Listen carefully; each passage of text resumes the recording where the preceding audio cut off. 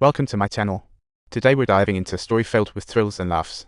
Mei Shen felt guilty and had Ensheng give her a ride home, but old Jin didn't notice that when Mei Shen left. She peered through the door at Mei Shen's back, watched by Ensheng. Soon, the security guard approached old Jin. The guard, with tools, checked old Jin's plumbing.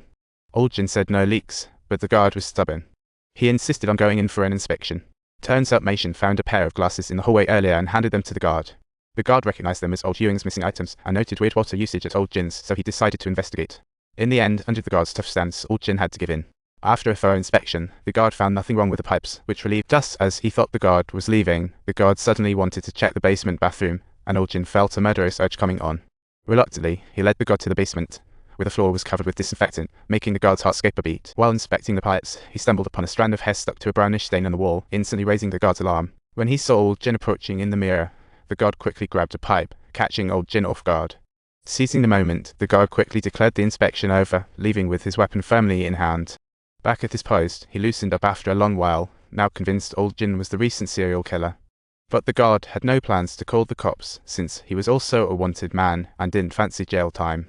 A fugitive not caught for 15 years can have their charges dismissed. He definitely wasn't going to rat old Jin out, especially with old Jin now on his radar. At that moment, he was devising his escape plan in the guardhouse, when suddenly Old Ma grabbed him by the neck, dragging him to the parking lot like Len Sioji. He made the same mistake again, parking in Old Ma's space. Old Jin tried to fight back but was subdued, kneeling.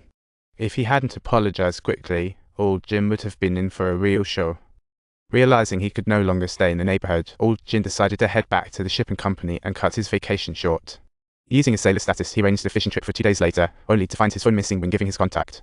To make matters worse, after a frantic search, he discovered the phone's ringing was coming from the body hiding lock. After trying for ages, he couldn't open the box at all, and his recent string of bad luck was sending him over the edge. Mentally spiraling, he decided to deal with all his problems before heading out to fish, starting by jotting down Old Ma's towing phone number. He then sought out the owner of the bag store, borrowing their phone due to a dead battery, and quickly called Old Ma's number before hanging up. As soon as he left, the store owner received an incoming call from Old Ma, but neither recognized the other and the call ended quickly. This was crucial to old Jin's next move. That night, he hid in the underground parking lot and snatched Old Ma. Then he called Old Ma in the dead of night, displaying an arrogant attitude and demanding that he come and move his car immediately. As Old Ma groggily arrived in the parking lot, finding it empty, he was about to leave when old Jin suddenly appeared. Things went downhill for old Jin. He got beat up with no chance to fight back and almost got kicked to the moon by Old Ma's legs. After getting a proper beat down, he saw Old Ma's retreating figure and couldn't help but flash a sinister smile. Next morning, at the community gate, old Jin waited eagerly in his car. Seeing Mei Shen head to school, a plan formed in his mind. With Mei Shen's figure in mind, he made up his mind to chase after her. The whole scene of him stalking Mei Shen was watched by the guard and the passerby, Ensheng.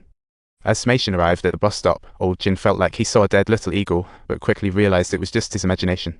But this only strengthened his resolve to go after Mei Shen. Back home, he called the women's head and agreed to attend the residents' meeting. Since it was the time Mei Shen got off school, the meeting was set for that night at 10. While he was on the phone, the police brought Old Ma for questioning, suspecting he might be the serial killer. The owner of the sachet shop had gone missing after he had made a phone call to Old Ma. The police found a suitcase containing 10 blocks, an iron shovel, and a phone. They confirmed the phone belonged to the missing security guard, Old Yueng, and it had called Old Ma the night before. Old Ma insisted it was a wrong number, but the investigation revealed old Jin's fingerprint. But the police ignored him, continuing the fingerprint analysis, potentially trapping him by old Jin. Suddenly, the community blacked out. Old Jin slept out to settle scores with him. At this point, old Jin was waiting for Mei Shen at the bus stop, knowing the women's head was waiting for him for the meeting. With no time to pick up his daughter, it was the perfect opportunity, but ironically, Ensheng saw the sudden downpour and rushed in to find her. Ensheng arrived just in time, locking eyes with Mei Shen while old Jin was fuming in vain. Ensheng and Mei Shen walked off further, leaving old Jin's heart heavy with despair, his face filled with discouragement.